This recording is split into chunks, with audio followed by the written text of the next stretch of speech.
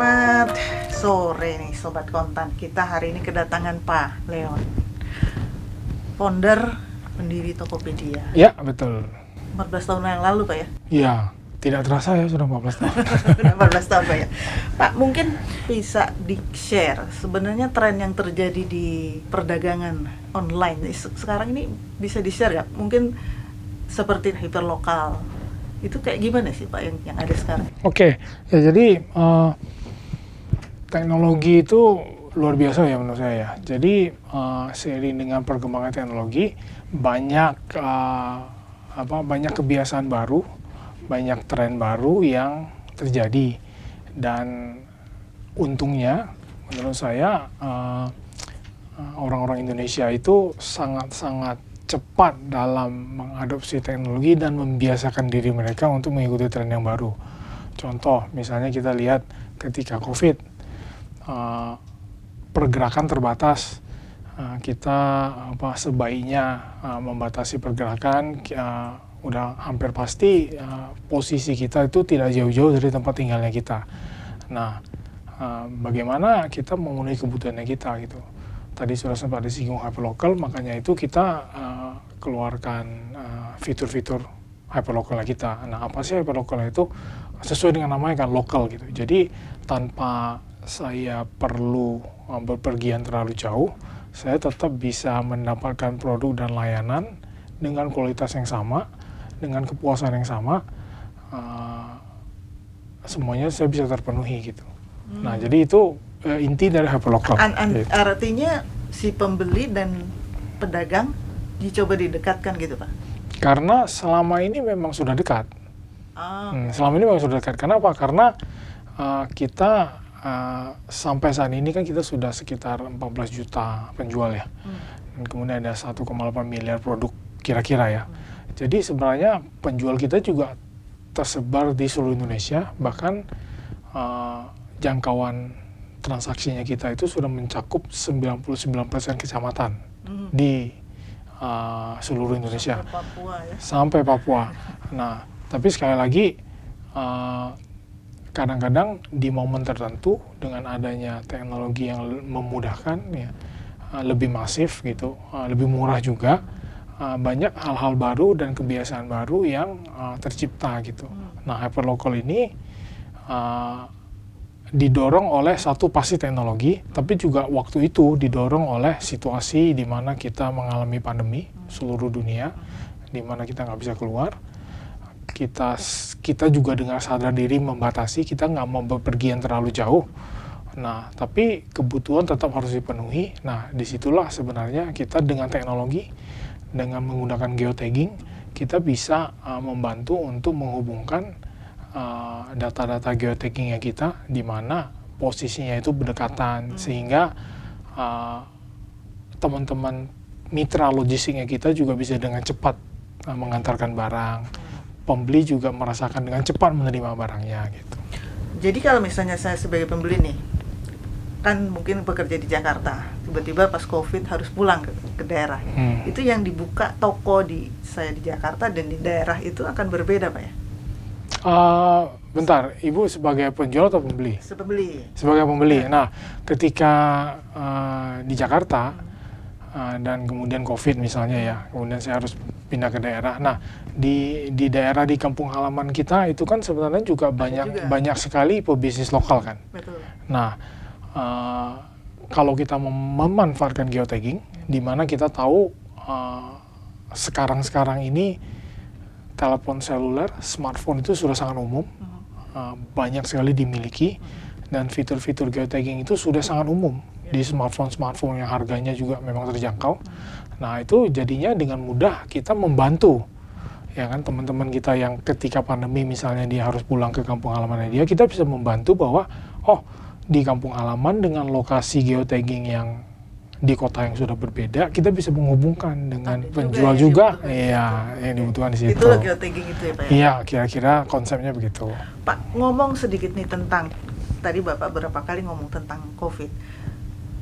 Penjualan e-commerce dan penjualan online itu sangat booming tentunya pada saat COVID.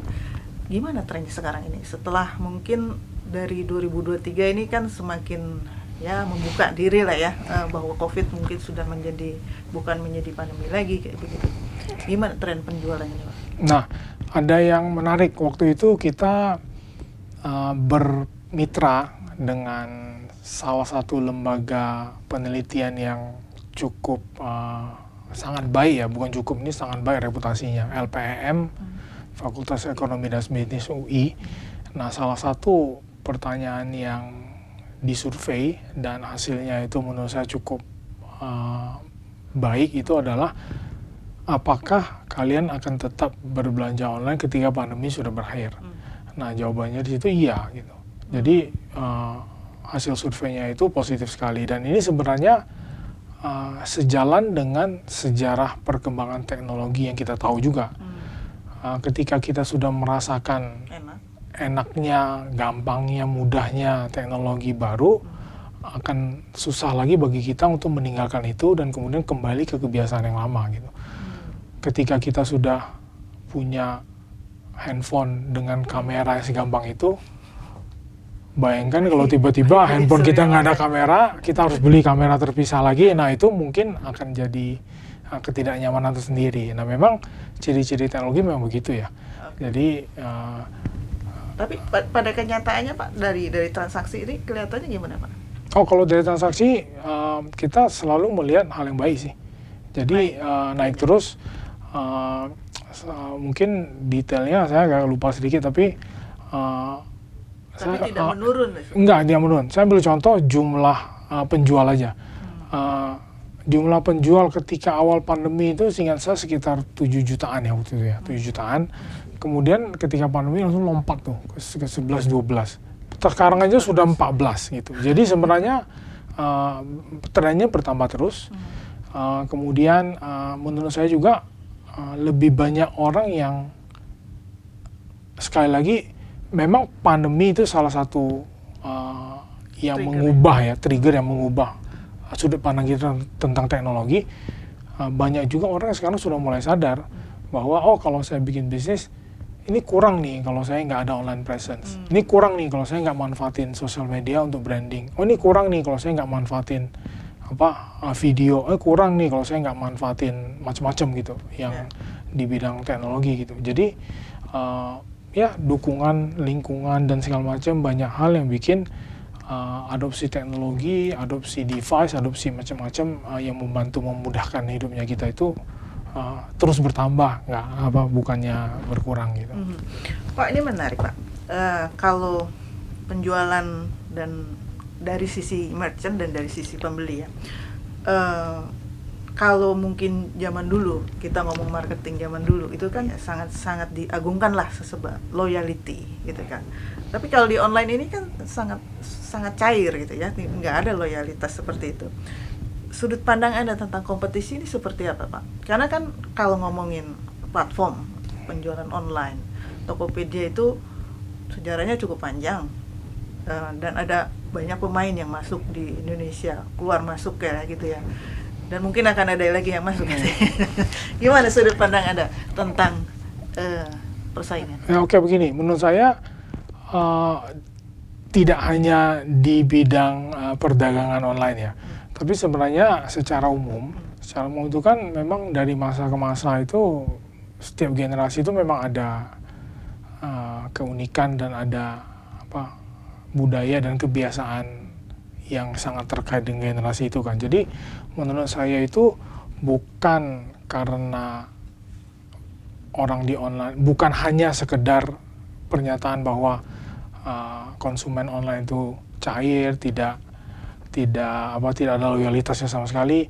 Nah, sudut pandangnya harus kita rubah sedikit. Jadi zaman dulu kita itu komunikasinya kebanyakan satu arah dan seragam. Nah, tapi zaman sekarang di banyak hal sebenarnya kita tuh sudah pernah merasakan personalization. Jadi ketika sesuatu yang ditawarkan ke kita tidak sesuai kebutuhan, atau misalnya gaya fashion tidak sesuai selera saya, atau macam-macam lah, banyak yang tidak sesuai, orang pasti akan beralih. Orang akan cari yang paling sesuai dengan saya, warna yang saya paling suka, atau yang fungsinya yang paling saya butuhkan. Nah, Di sana itu sebenarnya kalau kita mengikuti tren teknologi, bisnis kita masuk ke teknologi, tapi kita mengikuti teknologinya itu setengah-setengah, nah itu juga bisa jadi bumerang buat kita. Nah, maksudnya setengah adalah begitu kita masuk ke teknologi, kita harus ikutin terus kan perkembangannya. Nah, perkembangan zaman sekarang sudah zamannya big data kan, sudah zamannya AI kan, sudah zamannya pattern recognition, sudah zamannya saya tuh nggak bisa menawarkan informasi yang sama ke semua orang. Nah, saya harus menawarkan informasi yang lebih tepat sasaran ke orang-orang yang berbeda. Bahkan ada terminologi apa? Ya 1000 screen, 1000 profile gitu. Screen handphone saya ya beda dengan screen handphone orang. Apalagi screen handphone saya kecil. Tidak banyak informasi yang bisa saya tampilkan sekaligus. Jadi memang benar-benar harus dipilih yang sesuai dan yang bisa dengan cepat dan mudah menarik minat users yang melihat atau users yang browsing di situ. Pas lihat jangan pusing gitu ya. Ya, jadi nggak dibutuhin. Ya, jadi di satu sisi menurut saya yang dilihat kan hasil di atasnya.